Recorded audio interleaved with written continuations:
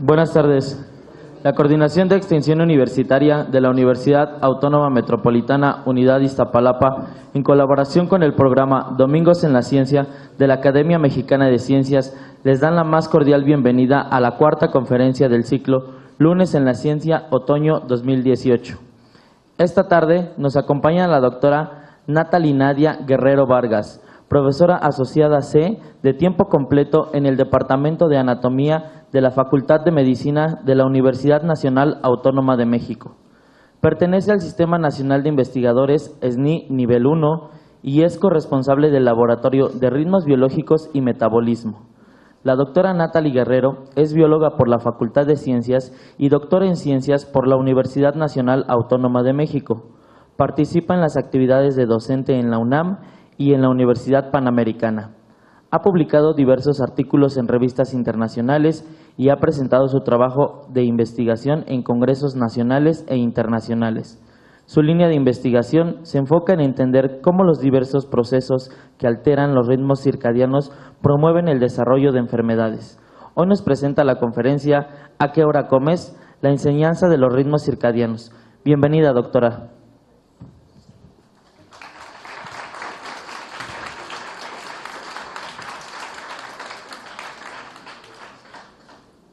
Buenas tardes. Primero, muchas gracias a todos por estar aquí. Yo sé que es un horario complicado. Yo como a esta hora generalmente, y bueno, no voy a comer ahorita, pero ustedes supongo pueden hacerlo. El día de hoy les voy a platicar, como ya mencionaron, sobre la importancia de los horarios de alimentación, y esto tiene que ver directamente con los ritmos circadianos. Entonces, para empezar a entender un poco sobre esto, es importante que entendamos qué son los ritmos circadianos. Los ritmos circadianos son oscilaciones en los procesos fisiológicos que abarcan aproximadamente 24 horas en longitud y que se sincronizan principalmente a los ciclos de rotación de la Tierra, es decir, a los ciclos de luz-oscuridad. ¿Alguien podría ponerme el video que está en la computadora? Por favor. Muchas gracias. Bueno, estos ritmos circadianos son organizados por una estructura que se encuentra en el cerebro, específicamente en el hipotálamo. Atrás, por favor. Ahí debe haber. Gracias. Esta estructura hipotalámica es el núcleo supraquiasmático que consideramos el reloj biológico. Este se sincroniza principalmente a las señales de luz y de oscuridad.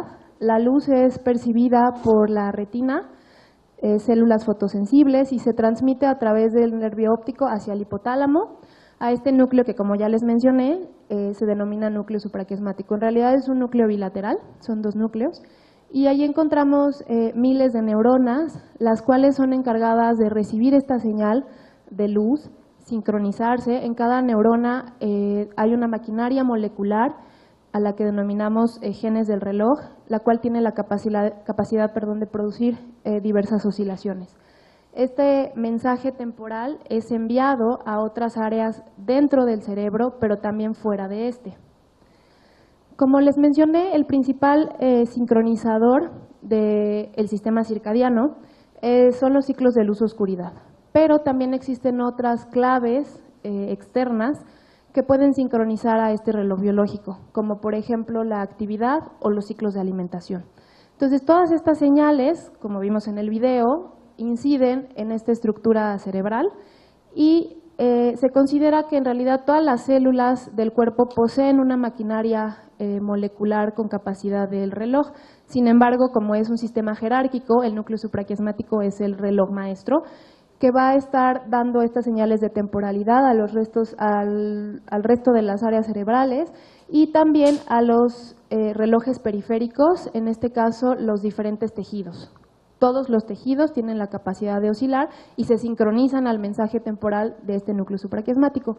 De forma importante, como les mencioné, todos los tejidos tienen esta capacidad de oscilar, pero existen tejidos principalmente que son metabólicamente importantes que pueden responder de forma directa al alimento. Entonces, el alimento lo consideramos como un sincronizador muy.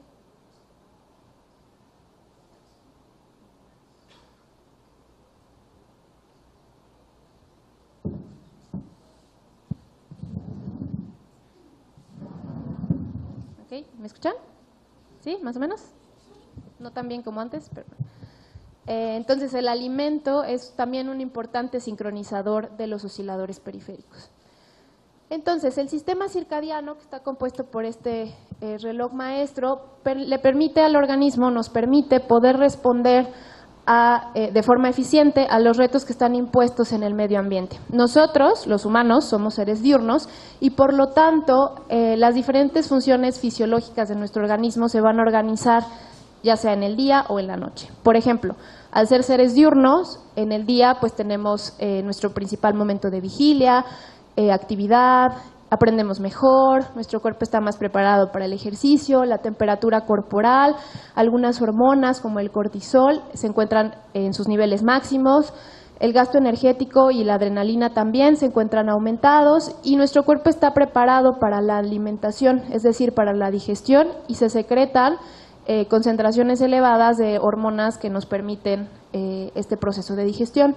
También la frecuencia cardíaca y la respiratoria se encuentran elevadas. En contraparte, en la noche, algunas de estas funciones se encuentran pues atenuadas, como por ejemplo, en lugar de estar en vigilia, pues es el momento en el que originalmente o fisiológicamente deberíamos de estar durmiendo o descansando, en reposo. Tenemos ensoñaciones, existe la relajación muscular, la temperatura corporal y el gasto energético se encuentran a la baja, así como el metabolismo. Otras hormonas, como por ejemplo la melatonina, que seguro muchos de ustedes han escuchado, se encuentra a la alta porque es una hormona que nos permite descansar o dormir, ¿no? Se le denomina comúnmente como la hormona del sueño. Y bueno, nuestro cuerpo no está preparado para la digestión, por lo tanto el ayuno es primordial o debería de ser primordial en este momento del día, porque el metabolismo basal es bajo o disminuido, así como la frecuencia cardíaca y la frecuencia respiratoria.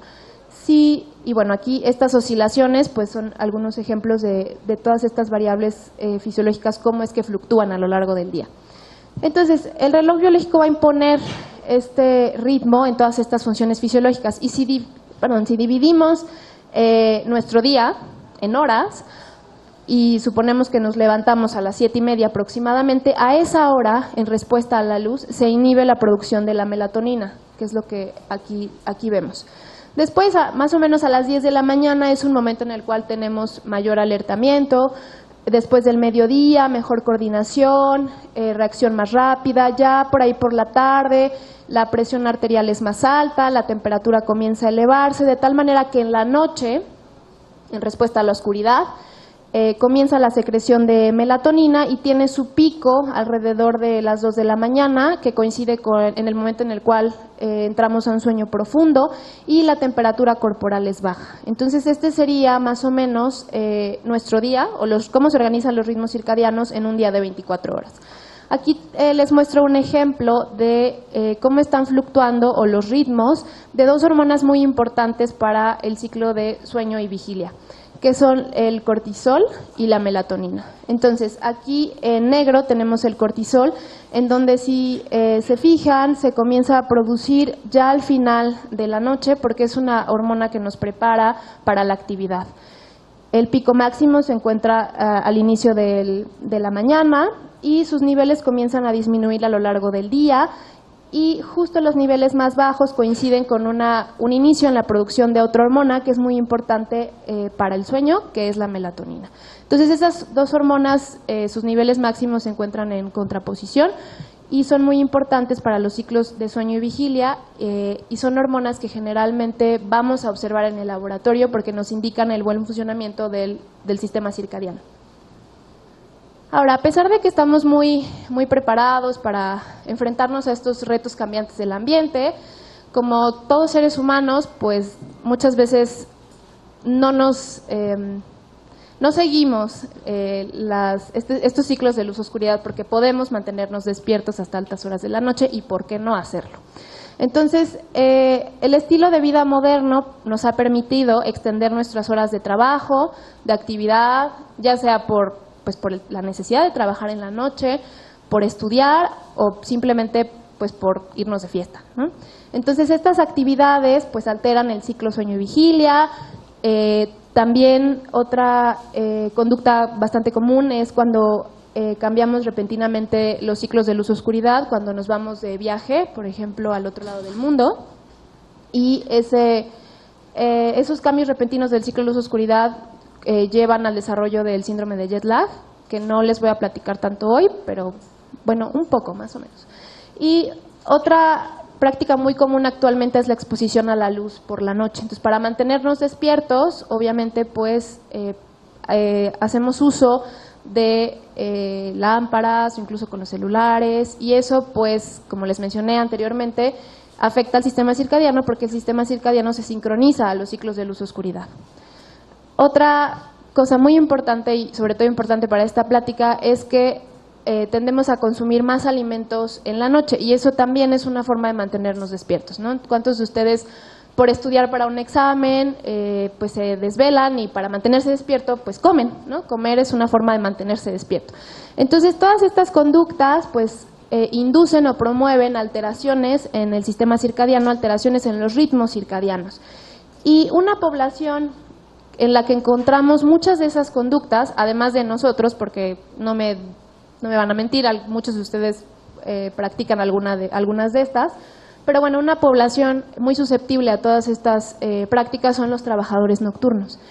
Y existen muchos datos epidemiológicos que sugieren que esta población es muy propensa a desarrollar diversas enfermedades. Pero bueno, ¿qué es lo que hacen los horarios conflictivos en nuestros ritmos circadianos? Pues aquí tenemos la misma imagen que les mencioné hace unos momentos, pero bueno, si movemos los horarios de sueño al día y de vigilia a la noche y la comida a la noche y dejamos de comer en el día, todos estos ritmos que se encontraban perfectamente bien sincronizados a los ciclos luz-oscuridad se abaten. Muchos se pierden por completo, es decir, ya no hay una oscilación, y muchos otros sus oscilaciones se atenúan. Y esto trae consecuencias bastante importantes para la salud, como les comentaba. Se ha sugerido, hay diversos estudios epidemiológicos, sobre todo en trabajadores nocturnos, que indican que estas alteraciones circadianas promueven problemas en la salud. Por ejemplo, estas personas sufren de estrés, pérdida de la memoria, padecen depresión, tienen desórdenes cardiovasculares como hipertensión, son más propensos a desarrollar infartos. Obviamente pues se alteran los ritmos circadianos en estas personas. Muchos de ellos tienen sobrepeso o tienden a ganar más peso y comienzan a desarrollar distintas enfermedades o problemas metabólicos como diabetes tipo 2 y resistencia a la insulina. Por otra parte, también padecen de desórdenes gastrointestinales como náuseas y vómitos, y de forma muy importante, que ese sí no les voy a platicar hoy, pero con mucho gusto en otro momento se los platico, son más propensos a desarrollar cáncer. Les digo con mucho gusto porque actualmente en el laboratorio tenemos modelos para estudiar el desarrollo de tumores al inducir alteraciones circadianas. Pero bueno, entonces, como les mencioné anteriormente, una población en la que podemos encontrar muchas de esas alteraciones circadianas son los trabajadores nocturnos. Y cada vez hay más reportes en la literatura que asocian el trabajo nocturno o por turnos, porque también ese es otro esquema de trabajo, con el desarrollo de diversas enfermedades metabólicas o problemas metabólicos, como por ejemplo, bueno, la ganancia de peso, el síndrome metabólico como tal, inflamación, también con algunos hábitos o preferencias de ciertas comidas. También se ha sugerido que estas personas prefieren algunos alimentos que son ricos en grasas o en carbohidratos en comparación con alimentos más saludables. Entonces, bueno, pero ¿qué tiene que ver todo esto? Las alteraciones con los ritmos circadianos, principalmente les mencioné que encontramos a los ciclos de sueño y vigilia. Entonces, ¿cómo se relaciona el sueño con la obesidad? Existen muchos reportes que indican que entre menos dormimos, más engordamos. Entonces, el sueño regula muchas de las funciones neuroendocrinas y también el metabolismo de la glucosa. Y pues recientemente tendemos a dormir menos, y esto se ha desarrollado un poco de forma paralela con el aumento de sobrepeso y obesidad en los últimos años. Y desafortunadamente, esto no se observa solo en adultos. Desgraciadamente también se observa en niños y en adolescentes. Este es un estudio realizado en niños hace ya pues como unos 10 años, que es más o menos viejito, en donde se observa por autorreporte, más bien a estos chicos se les pregunta cuántas horas de sueño llevan en un día, y lo que se observa es que entre más grandes duermen menos y aquí les muestro una gráfica en donde se toma en cuenta el porcentaje de niños con sobrepeso desde 1970 hasta los 2000, ¿no? 2003, 2004, y como pueden observar es realmente indistinto a partir de los 2 años hasta los 18, 19, que se considera un niño. Más o menos desde los 2000 se comienza a ver, bueno, 2000 comienza a haber un aumento en el porcentaje de niños con sobrepeso, y esto también se relaciona con que estos niños duermen menos. ¿A qué se debe que el sueño promueva esta ganancia de peso? En realidad hay diversos mecanismos o diversas hipótesis de cómo el sueño puede estar induciendo estos problemas metabólicos. Uno de ellos es, bueno, dormimos menos, estamos más tiempo despiertos, tenemos más tiempo para comer, ¿no? Entonces, probablemente esta gente pues tiene más tiempo para comer y lo utiliza comiendo.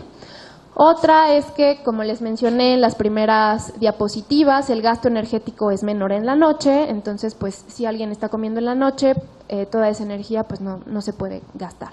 Y otra es que el estar despierto en la noche tiene una consecuencia sobre las señales de hambre y saciedad. Estas señales metabólicas de hambre y de saciedad son producidas por distintos tejidos en nuestro cuerpo, como el estómago, el páncreas, el tejido adiposo, y lo que hacen es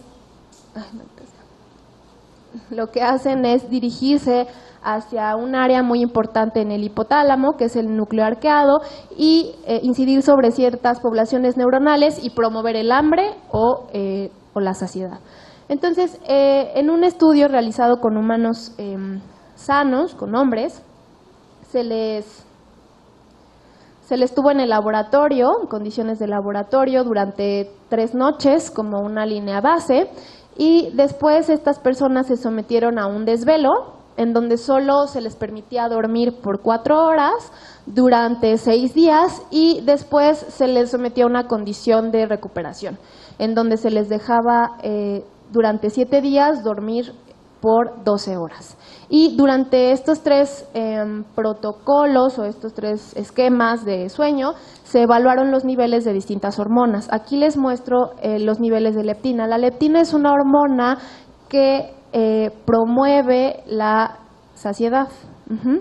Entonces, niveles elevados de leptina pues hacen que la persona ya no ingiera más alimentos. Y esta es producida por el tejido adiposo. Entonces, aquí podemos observar las concentraciones de leptina a lo largo del tiempo en personas que durmieron 4 horas, 8 horas y 12 horas. Y como pueden observar, entre menos duermen las personas, tienen niveles más disminuidos o menores niveles de la hormona. Lo que pues podría estar indicando que estas personas probablemente estén ingiriendo más alimento y por ello pues ganando más de peso.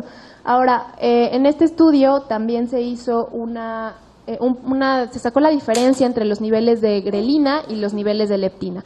La grelina es una hormona que se encuentra en contraposición con la leptina. Esta promueve la ingestión de los alimentos, y entonces en estas personas que durmieron 4 horas, cuando las comparaban con las personas que durmieron 10 horas, se observa que tienen un porcentaje mayor de grelina circulante en comparación con la leptina. Entonces, básicamente este estudio demuestra que efectivamente el dormir poco tiene una incidencia sobre los niveles de hormonas que tienen que ver con las señales de hambre y saciedad. Ahora bien, otros estudios han observado básicamente lo mismo en tiempos aún más cortos. En este otro estudio también se hizo en humanos, y en estos humanos se sometieron a 2 condiciones. Una condición en donde podían dormir 10 horas durante 2 días y otra en la que podían dormir 4 horas. durante 2 días también, y también se les hizo diversas determinaciones de hormonas en la circulación. Y lo que observamos aquí es que tan solo después de 2 días de dormir 4 horas se observan niveles elevados de grelina, el radio de grelina y leptina también se encuentra alterado, las señales de hambre, estas personas tienen más hambre en general y esto se sabe por autorreporte, ¿no? Se le pregunta qué tanta hambre tiene y el paciente responde. Y también se le pregunta qué se le antoja.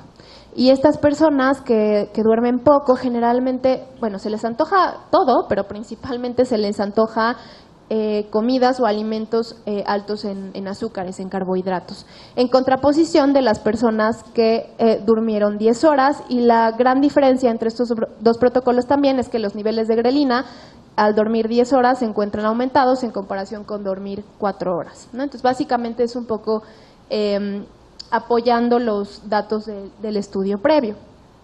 Ahora bien, en el laboratorio tenemos diferentes formas de poder evaluar la desincronización circadiana o las alteraciones circadianas y con ello poder estudiar un poco mejor cuáles son los mecanismos que favorecen esta ganancia de peso bajo estas condiciones.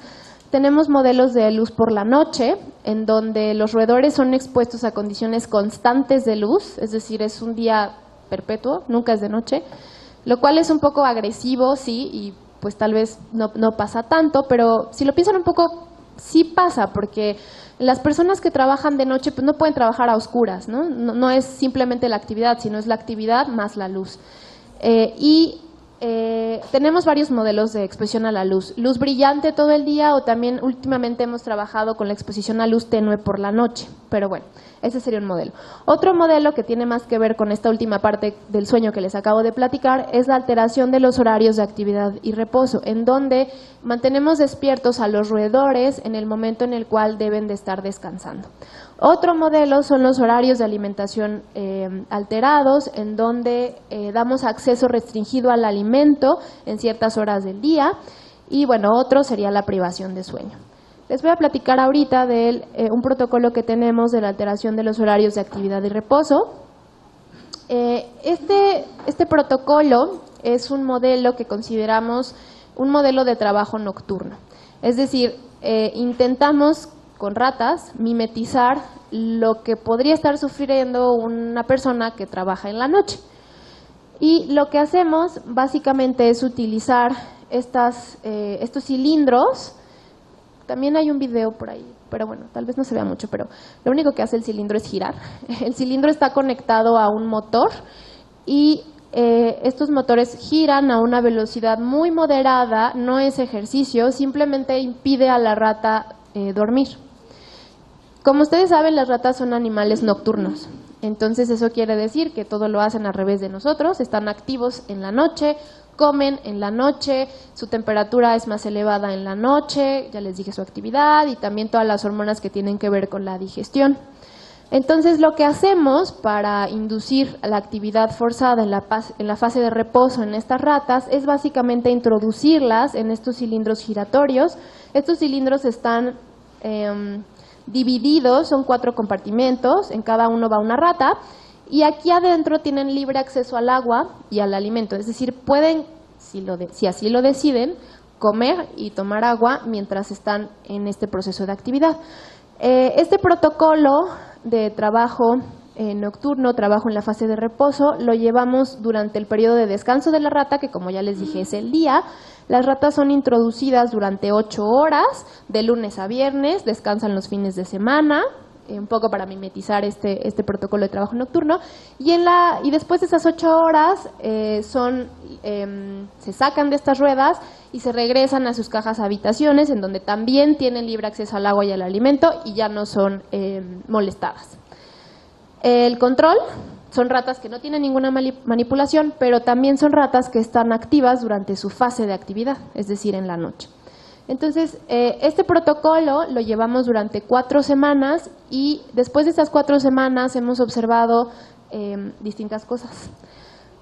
lo que observamos es que se modifican los ritmos circadianos, por ejemplo, en la actividad y en la temperatura. Entonces, como les mencioné, las ratas son animales nocturnos, su actividad o el mayor porcentaje de actividad se concentra en la noche, a diferencia del día. No es que no se muevan, simplemente se mueven muchísimo menos, también comen muchísimo menos. Y después de 4 semanas de este protocolo de actividad forzada, los porcentajes de actividad diurna y nocturna se modifican. Las ratas están un poco más activas en el día y un poco menos activas en la noche, a diferencia del control de actividad durante la fase de actividad, en donde, si se fijan, pues no hay mucha diferencia con el animal que no fue introducido en estos cilindros giratorios. Ahora bien, en cuanto a la temperatura, también el promedio de temperatura de las ratas, al ser animales nocturnos, es más elevado en la noche que en el día. Entonces hay una diferencia realmente considerable en cuanto a los niveles de temperatura diurna y nocturna. Recordemos que esto tiene que ver con la fase de actividad de la rata y descanso o reposo. En el caso de las ratas que están expuestas al protocolo de trabajo nocturno, observamos que esta diferencia desaparece, es decir, podemos considerar que pues ya no hay un ritmo de temperatura, porque la temperatura tanto diurna como nocturna, los promedios son similares. Sin embargo, el estar activo durante la actividad no modifica este ritmo circadiano. Entonces, este protocolo de trabajo nocturno en las ratas modifica tanto la actividad como la temperatura. Ahora bien, de importancia para esta plática, no solo modifica la actividad y la temperatura, que también son dos variables que nosotros utilizamos mucho para decir o sugerir que hay desincronización o alteración circadiana, sino que también modifica diversas variables metabólicas. Tanto la glucosa como los triglicéridos tienen o presentan también una ritmicidad circadiana, que en el caso de la rata, la glucosa, los picos más altos se ubican justo en la transición o un poquito al inicio de la noche, que coincide cuando las ratas comienzan a comer, y también los triglicéridos. Entonces, ambos niveles de las hormonas encuentran sus picos máximos en los momentos de actividad de los animales. Al estar los animales expuestos a actividad durante la fase de descanso, encontramos que los niveles de glucosa se abaten, o sea, ya no existe un ritmo en los niveles de glucosa, pero y se encuentran de forma constante elevados en los momentos, en el día al menos, en la noche ya no, se pierde este ritmo. Y en el caso de los triglicéridos encontramos que, si bien no se pierde un ritmo, porque sí hay una diferencia entre el día y la noche, esta diferencia, estos niveles más altos de los triglicéridos se mueven a la nueva fase de actividad de la rata, que en este caso pues es el día. Entonces, más bien, estos triglicéridos se reubican, o los niveles máximos se reubican para coincidir con la nueva actividad o con el esquema de actividad impuesto por nosotros en el laboratorio. Entonces, como les mencioné anteriormente, pues este reloj biológico incide sobre muchos órganos que tienen importancia metabólica, y hemos visto que en el hígado muchos de los genes que tienen que ver con el metabolismo de la glucosa y los triglicéridos, también se modifica su expresión a lo largo del día. En el caso de otras variables que nos pueden estar hablando un poco sobre las alteraciones metabólicas, pues tenemos la más común, que es la ganancia de peso, ¿no? Entonces, en cuanto a la ganancia de peso, lo que observamos es que estos animales que están sometidos a actividad en su fase de reposo ganan más peso. No es realmente avasallador, pero un 7% más de peso en comparación con los animales que no fueron sometidos a este procedimiento, y en comparación con los animales que están activos en su fase de actividad. Entonces, esto quiere decir que el mantenerse despierto en una hora en la que no deben de estarlo induce o promueve una ganancia de peso, y esto también se relaciona con que estos animales acumulan un mayor porcentaje de grasa abdominal en comparación con los control y con los animales que están activos durante su fase de actividad. Otras variables que también se modifican debido a la exposición de actividad en horarios de descanso es la acumulación de grasa ectópica, por ejemplo, en el hígado.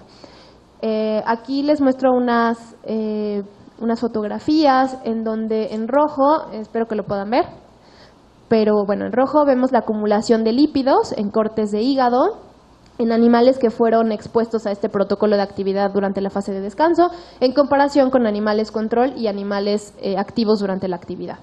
Entonces, lo que observamos es que hay una mayor deposición de grasa en el hígado después de este protocolo, y también observamos que al hacer un test de tolerancia a la glucosa, estos animales responden al mismo bolo de glucosa con niveles mucho más elevados en comparación con los otros dos grupos.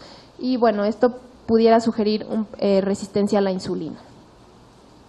Ahora bien, algo muy importante, como les mencioné al principio, es que estas ratas, además de estar activas en la fase de descanso, tienen libre acceso al alimento. Digo tienen porque lo tienen ahí, ¿no? O sea, pueden comerlo o no. Y lo que observamos en estas ratas es que, bueno, primero, como les dije, las ratas son nocturnas y comen más en la noche que en el día. En el día comen muy poco y en la noche el mayor porcentaje de su alimento. Y bueno, a lo largo del protocolo, un animal control consume lo mismo, más en la noche, menos en el día, pero ¿qué pasa con las ratas que están activas durante la fase de descanso? En este grupo lo que observamos es un fenómeno bastante interesante, que es que a partir de la semana 2, bueno, a partir de la primera semana comienzan a disminuir el consumo nocturno de alimento y comienzan a aumentar el consumo diurno. Es decir, empiezan a comer más en las ruedas, el alimento que tienen disponible durante su nueva fase de actividad. A la semana 2, la ingestión de alimento, los porcentajes de ingestión de alimento diurno y nocturno realmente se han igualado. Y de forma muy interesante, a partir de la semana 3 y a partir de la semana 4, estas ratas invierten por completo sus horarios de alimentación. Es decir, dejan de comer más en la noche y entonces ahora comen más en el día y comen menos en la noche. Invierten por completo el ritmo de alimentación. El alimento que tienen disponible es alimento estándar de laboratorio, un alimento balanceado, proteínas, grasas y carbohidratos. No es un alimento delicioso, palatable y rico en grasas ni azúcar, es un alimento regular, ¿no? que le llamamos chow. Y bueno, entonces, tras ver estos datos en cuanto a la ingestión de alimento, pues nos preguntamos si realmente este horario de alimentación cambiado, o si el cambio de horario en la alimentación podría estar induciendo todas las alteraciones metabólicas que les mencioné anteriormente, pero también si pudiera estar induciendo las alteraciones circadianas que observamos en el protocolo.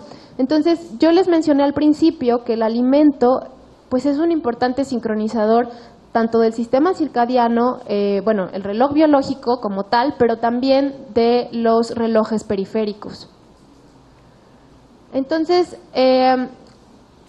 lo siguiente lo que hemos estado evaluando en el laboratorio también es si existen diferencias en cuanto al metabolismo, si comemos, bueno, si los animales son alimentados de día o son alimentados de noche, o cómo es que estos horarios de alimentación pueden estar incidiendo en diversas variables.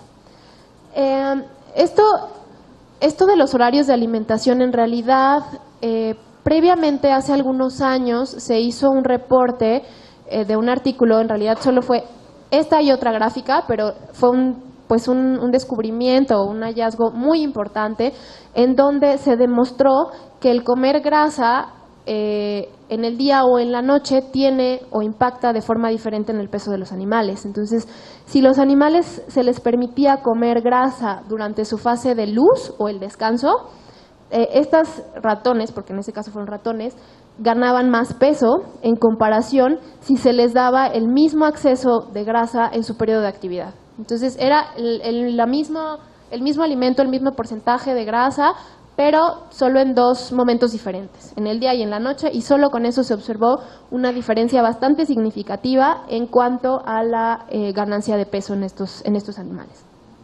Entonces, otro de los modelos que tenemos pues es justo el restringir o permitir el acceso al alimento en horarios definidos. Entonces, ya sea solo en la noche, que realmente coincide más con la manera fisiológica de alimentarse del roedor, que es principalmente en la noche, o solo dar acceso en el día.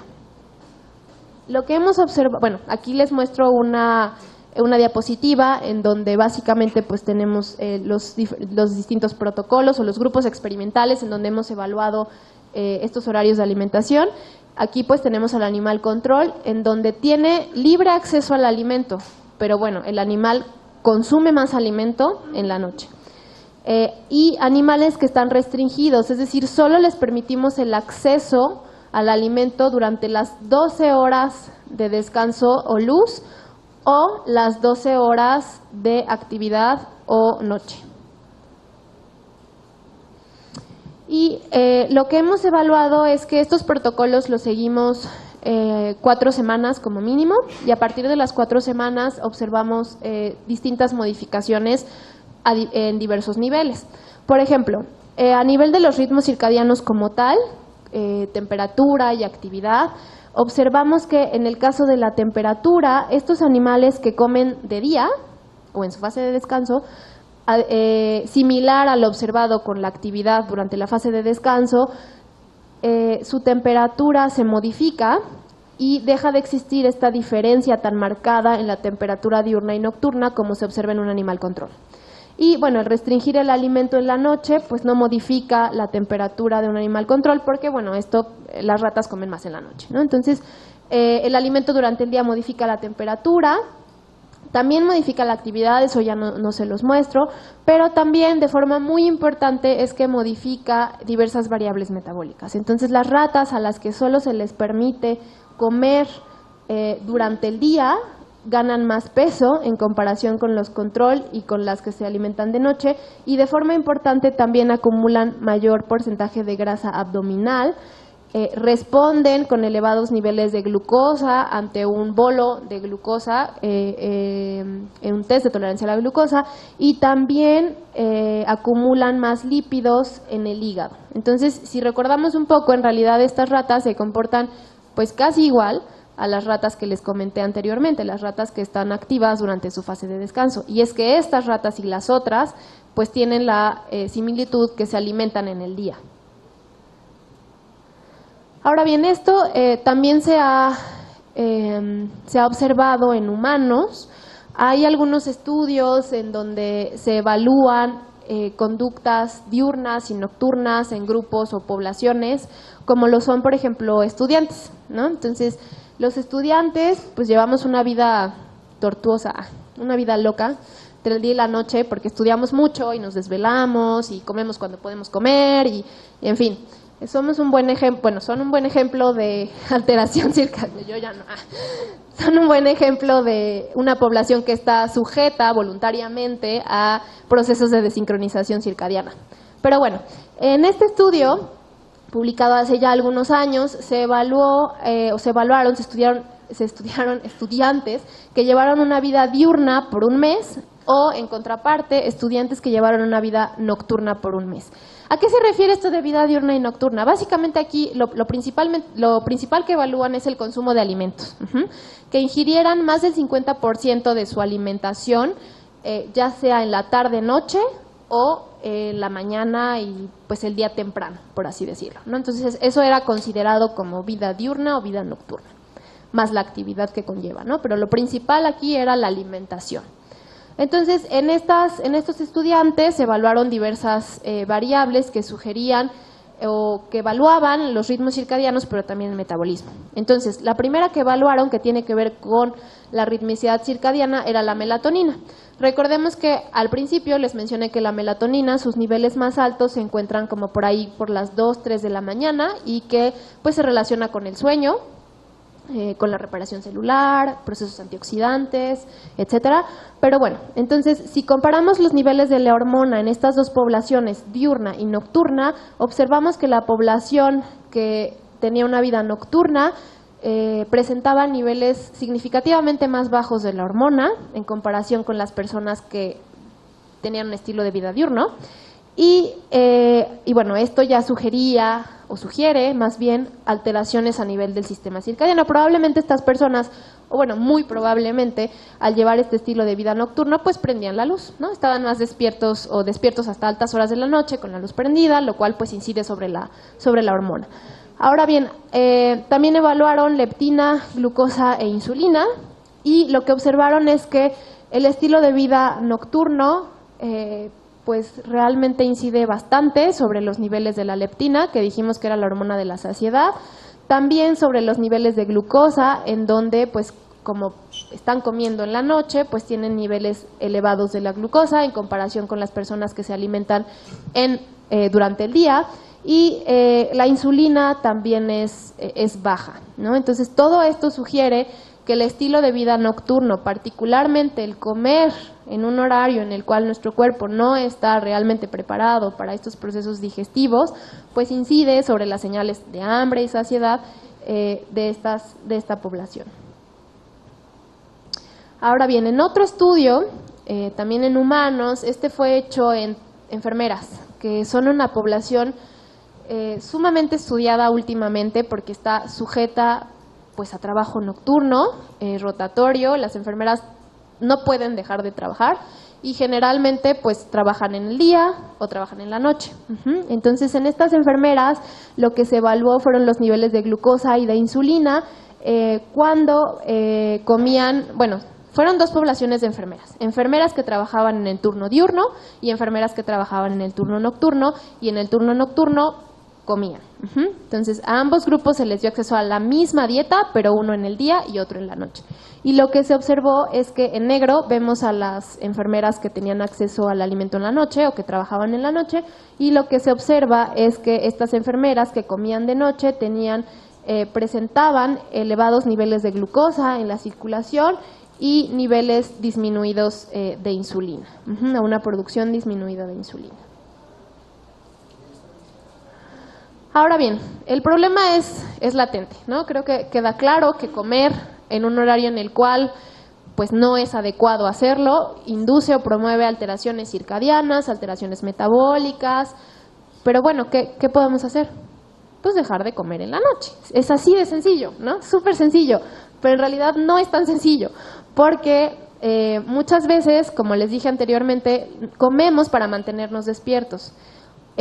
Y pues mucha gente trabaja en la noche y pues por necesidad. No le podemos decir a esas personas, ¿sabes qué? No trabajes de noche, no comas de noche, porque no pueden dejar de hacerlo. Entonces, en nuestro laboratorio, algo que nos interesa mucho es generar estrategias para poder aminorar o disminuir las alteraciones circadianas que pues se producen por estos horarios inadecuados tanto de alimentación como de actividad. Entonces, la pregunta del millón, ¿no? ¿Podemos prevenir las alteraciones metabólicas si regulamos el acceso al alimento? Sí, ¿okay? La respuesta es súper clara. Entonces, aquí yo les muestro un estudio que realizamos con este protocolo de trabajo nocturno, en donde básicamente queríamos ver qué tan importante era el alimento. Si era la actividad o el alimento lo que producía estas alteraciones metabólicas y circadianas. Utilizamos el mismo modelo de trabajo nocturno, estas ruedas que giran a una velocidad moderada, pero hicimos tres grupos diferentes. Un grupo, el grupo control o grupo que tenía alimento ad libitum, en la rueda, fuera de la rueda, en todo momento. Un grupo que tenía el alimento restringido solo en el día, es decir, en la rueda. Solo podían comer dentro de la rueda, después ya no tenían acceso al alimento. Y otro grupo que tenía acceso a la rueda, pero en la rueda no tenía alimento y solo podía alimentarse en su horario adecuado de alimentación, es decir, en la noche. En estos grupos evaluamos distintas variables que nos permitieron observar variables circadianas, como la actividad, la temperatura y también metabólicas. Entonces, aquí les muestro lo que ya les había mostrado anteriormente, que es básicamente cómo la actividad en la fase de descanso más el alimento promueven estas diferencias en la actividad y modifican la temperatura. Y aquí les muestro los efectos de la comida restringida al día y la comida más actividad restringida en la noche. Entonces, Si nosotros ponemos esos animales en las ruedas, pero no les damos acceso en el día, solo en la noche, en realidad estamos pues recuperando o previniendo estos efectos de la actividad en la fase inadecuada. Entonces, el alimento tiene la capacidad de evitar la desincronización a nivel de la actividad y también de evitar la desincronización a nivel de la temperatura. Estas ratas ya no presentan estas alteraciones circadianas en estas dos variables. Ahora, ¿qué pasa con otras variables como lo son las variables metabólicas, como la ganancia de peso y la adiposidad? Aquí otra vez les muestro los porcentajes de consumo de los animales, que es control, que es más en la noche y menos en el día, cómo se modifica o se invierte estos porcentajes en las ratas que son sometidas al protocolo de trabajo nocturno. Y en este protocolo de trabajo nocturno, cuando hacemos las modificaciones de acceso al alimento en el día y acceso al alimento en la noche, obtenemos esto. En cuanto al consumo de alimento, la cantidad de alimento que consumen las ratas, en realidad no vemos una diferencia. Es decir, no es que coman más porque estén comiendo en el día o porque estén comiendo en la noche. Comen la misma cantidad. Lo importante es la hora a la que lo comen. ¿Por qué? Porque si vemos el porcentaje de grasa, o más bien, perdón, los gramos de grasa que acumulan estos animales que comen tanto en el día, en la rueda, en comparación con los control y con los que solo tienen acceso al alimento en la noche, pues observamos que restringir el alimento a la noche previene este aumento en la adiposidad retroperitoneal. También previene o aminora la ganancia de peso en comparación con los otros dos grupos que tenían alimento en el día, y también previene la deposición de grasa peritoneal. Es decir, el restringir el alimento a una fase adecuada es realmente importante para la salud metabólica de estas ratas, a pesar de que estén activas en un momento en el cual no tienen que estarlo. O sea, el alimento es realmente la clave. Ahora bien, esto también se ha demostrado o se ha evaluado en humanos.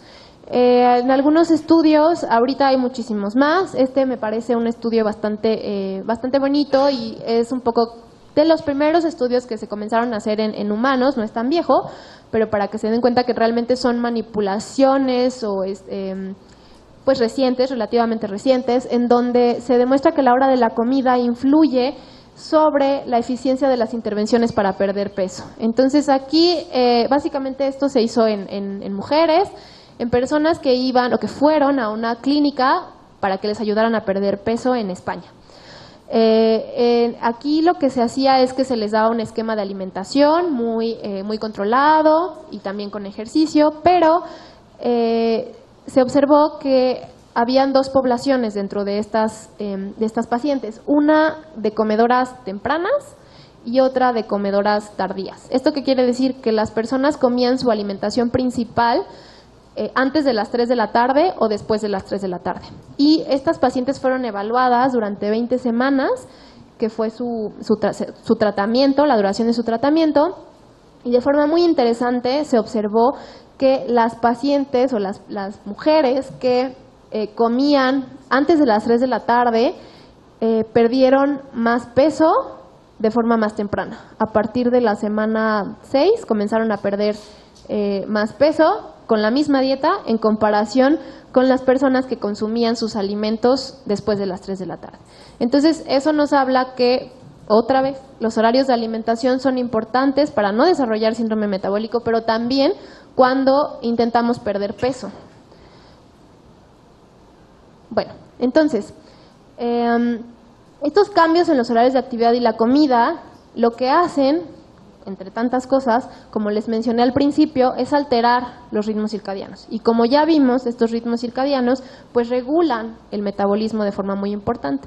Entonces, estos ritmos circadianos y los efectos que tiene el no seguir o no acoplarse a estos ritmos circadianos son los que probablemente están afectando la salud metabólica del individuo.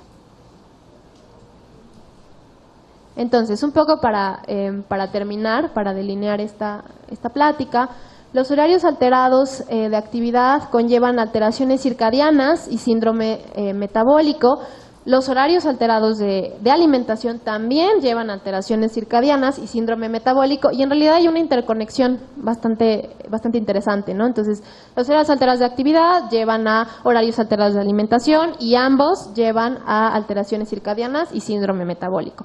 Y lo más importante, que creo que es algo que debemos de llevarnos a casa, es que el consumir los alimentos en el horario adecuado, que es algo que parece ser muy sencillo, previene tanto las alteraciones circadianas como las alteraciones metabólicas o el síndrome metabólico. Entonces, bueno, solo quiero terminar preguntándoles, no me tienen que contestar, pues es autorreflexión, a qué hora comen, y dando las gracias a las personas que han colaborado en la obtención de todos estos datos, gente de la UNAM, de la Universidad Veracruzana, de San Luis Potosí, y los alumnos sin los cuales pues todo esto es imposible. Muchas gracias, estoy para atender algunas preguntas y todas las preguntas que tengan. Gracias.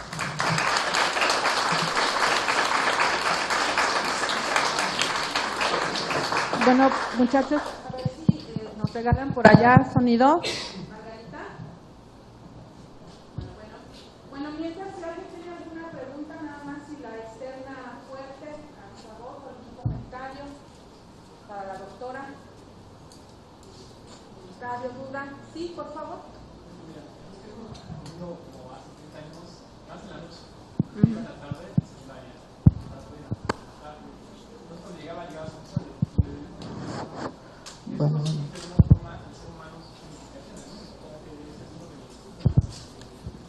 Metabólico, alteraciones circadianas. Ajá. Sí, muchas. Uh-huh.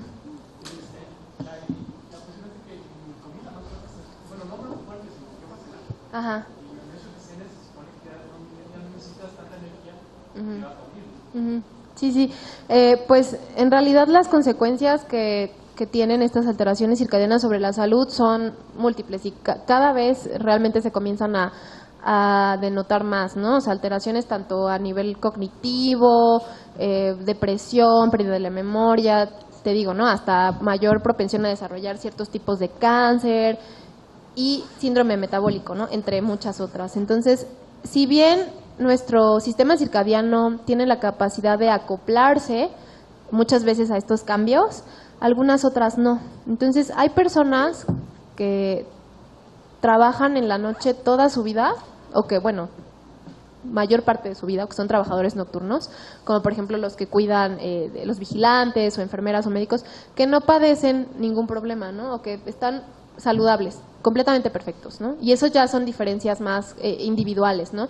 Pero hay gente que no lo tolera, ¿no? Y pues lo deja, porque comienza a sentir malestar, estrés, ¿no? Y de plano no puede, o sea, no puede. Entonces, en realidad, la mayoría de las personas tienden a sufrir de estos, de algunos de estos problemas asociados a las alteraciones circadianas, pero también si pensamos en otras partes del mundo, sus comidas más fuertes las hacen en la noche, ¿no? O sea, no sé, pensemos en algunos lugares de Europa en donde a la hora de la comida pues comen un sándwich y ya a las 6 de la tarde pues comen su comida principal, ¿no? Pasta, arroz, carne, pero es a las 6 de la tarde, no a las 11 de la noche. Entonces, ahí lo que es importante dentro de la noche es qué tan noche comes también, ¿no? O sea, también es importante y qué tipo de alimentos comemos. Porque no es lo mismo echarse un taco a las 2 de la mañana, una hamburguesa, que echarse una ensalada. Obviamente, yo estoy seguro que a nadie se le antoja a las 2 de la mañana una ensalada, ¿no? Generalmente sales de la fiesta y quieres comer, tienes como una ansiedad por comer un taco o algo alto en calorías, ¿no? Pero bueno, eso también es muy importante, ¿no? Que el desvelarse, generalmente lo que hace es que se nos antojen comidas que no debemos comer. Y eso, pues, induce o promueve diversas alteraciones. Por acá tenemos otro comentario, doctora. Sí, adelante. Las alteraciones y consecuencias de no comer a la hora son reversibles. Esa es muy buena pregunta. En realidad sí se pueden revertir. O sea, ¿por qué? Pues porque tenemos esquemas de dietas y algunas intervenciones que se han intentado hacer en personas que trabajan de noche, que son las poblaciones más expuestas, es limitarles el consumo del alimento o de plano que puedan comer alimentos más saludables en la noche. Ajá. Entonces sí se pueden revertir, no es algo que ya que te quedes para siempre, aunque es bastante complicado porque muchas veces la gente se hace o nos hacemos de hábitos, ¿no? Y de repente como que generarnos hábitos nuevos es muy complicado. Además que para estas personas que trabajan de noche, por ejemplo en los hospitales, generalmente a las 2, 3 de la mañana no hay una cafetería abierta, tienen acceso a una maquinita que tiene papitas, cacahuates, refrescos, entonces tampoco se les está dando a estas personas la capacidad de elegir qué quieren comer, sino que comen lo que hay. Y pues yo creo que, o dudo mucho que los médicos o estas personas lleguen en la noche a prepararse su ensalada para la rotación siguiente, ¿no? O sea, como que llegas muerto a dormir. Entonces, son muchas cosas, pero sí se puede, o sea, sí se puede revertir, ¿no? ¿Qué es lo padre? No está todo perdido. Por acá, doctora.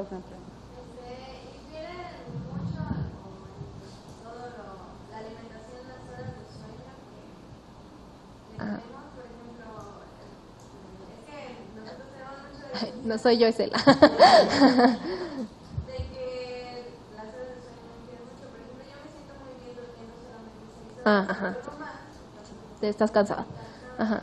Y él se siente mal. Ajá. Okay. Sí, eso es algo muy importante que no toque, que en ritmos circadianos también hablamos de los cronotipos. No sé si lo han escuchado, ¿no? De los búhos y las alondras, como que la gente que funciona mejor en la noche o la gente que funciona mejor en el día, ¿no? O sea, hay gente que dice, no, yo, o sea, si no estudio de 12 a 2, no puedo, ¿no? Porque yo no me puedo parar temprano nunca. Y hay gente que dice, no, o sea, yo me tengo que dormir a las 9 porque si no, no se me pega nada y yo funciono mejor en el día, ¿no? Entonces, eso son cronotipos, que es básicamente como, eso es algo ya predeterminado, ¿no? Genéticamente, en donde hay variaciones, un poco de esta ritmicidad circadiana entre persona y persona. Entonces, sí, o sea, eso es completamente pues normal. Obviamente no se trata de invertir por completo tu ritmo, sino que más bien es la hora predilecta a la cual ciertas actividades las puedes hacer, ¿no? O son mejores para ti como individuo. No somos todos iguales. Pero sí influye mucho el no dormir. Perdón, doctora, por allá había otra pregunta.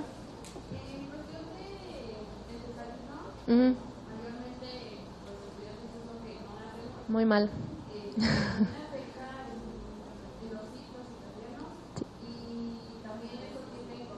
Sí.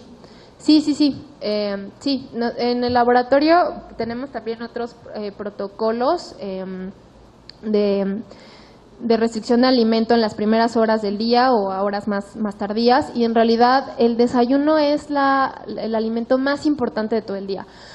Hay en humanos también estudios en donde si tú les das en las primeras horas del día alimentos muy altos en grasas o en carbohidratos y se los das ya en la noche, el mismo tipo de alimento en realidad influye muchísimo en la ganancia de peso y en diversos problemas metabólicos. Entonces, lo que decimos o lo que sugerimos es que en el día, o más bien en el desayuno, tú puedes comer lo que quieras. O sea, literal, puedes desayunar pizza y no hay problema, ¿no? Porque tu cuerpo tiene todo el día para gastar esa energía que consumiste, que no es lo mismo que si te cenas pizza, ¿no? A las 11 de la noche, ¿qué haces después? Generalmente, pues no es que te pongas a correr un maratón, ¿no? O sea, generalmente lo más que haces es mover el control a la tele porque estás viendo Netflix, ¿no? O sea, es la actividad mayor, ¿no? Y después dormirte. Entonces, en realidad, sí es muy importante la hora a la que comes. Y decimos que el desayunar es súper importante para la salud metabólica del individuo, y el no desayunar sí puede tener consecuencias bastante considerables. Y también es súper importante tener horas de ayuno, es decir, dejar un ayuno entre la última y la primera comida del día es importante, ¿no? Un ayuno mínimo de 12 horas es lo que generalmente pues se recomienda para una buena salud metabólica. Por allá otra pregunta.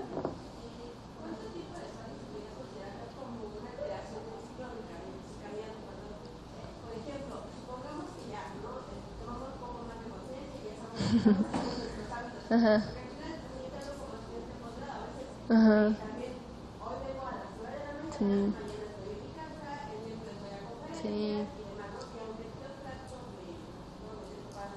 no puedes llevar a las 9, como dices, ¿no? Entonces, por ejemplo, hoy, que en México generalmente yo como a las 2, entonces ahorita ya no va a comer a las 2, No. como 3:30, lo que todo, conversaciones Sí. y demás. Eso sí, siempre trato de una comida a las 2, pregunto, o sea, si siempre como a las 2, no sé, a lo mejor 2 veces a la semana lo rompo y ya como a las 3, y ya se podría considerar como Una alteración. o solamente una vez a la semana, o cuál sería el para Es un poco complicado decir qué tanto es tantito, pero un ejemplo muy o algo que hacemos mucho, que es justo lo que tú dijiste, ¿no? O sea, como estudiantes, de repente de lunes a viernes te levantas a las 6 y te duermes, bueno, no sé, un ejemplo, ¿no? A las 10, ¿no? Bueno, a las 11. O te desvelas un poco, y los fines de semana, por ejemplo, ¿qué hacemos? Recuperar el tiempo perdido, ¿no? Entonces, ahora hablamos de un fenómeno que antes no se conocía, que es el jet lag social, ¿no? Es decir, nos desfasamos, los días entre semana seguimos un horario, y los fines de semana tenemos un horario casi que, no completamente invertido, pero sí desfasado. Y la verdad es que sí se ha demostrado que en esos 2 o 3 días en que se desfasan tus horarios de alimentación o de sueño y vigilia, sí incide sobre la ritmicidad de ciertas hormonas.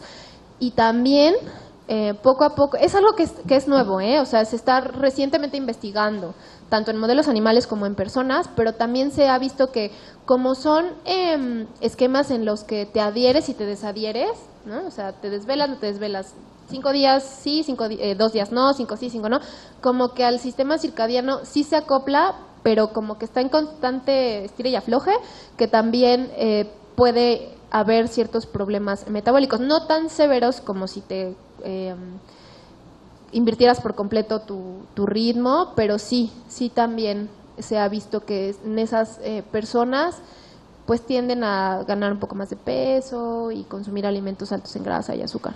Pero pues es que ahí entra de nuevo lo que les decía, ¿no? Es un poco complicado, no es que tú muchas veces lo quieras así, ¿no? Sino que no hay de otra, ¿no? Entonces, un poco pues es intentar mantener la salud con otras prácticas, ¿no? O sea, como no comer en la noche, ¿no? Dormir bien, hacer un poco mientras podamos, ¿no? Pero sí. Bueno, pues, a nombre del rector de nuestra unidad,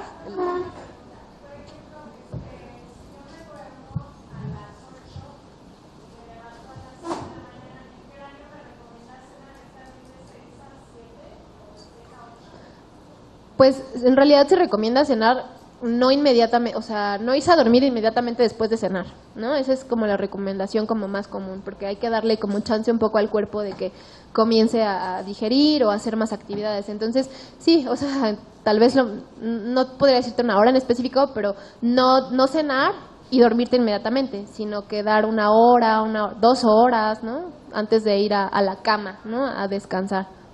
No hay nada. bueno, ahora sí, a nombre del doctor Rodrigo Díaz Cruz, rector de nuestra unidad, le entregamos este reconocimiento a la doctora Nathalie. Muchísimas gracias, un aplauso de todos nosotros.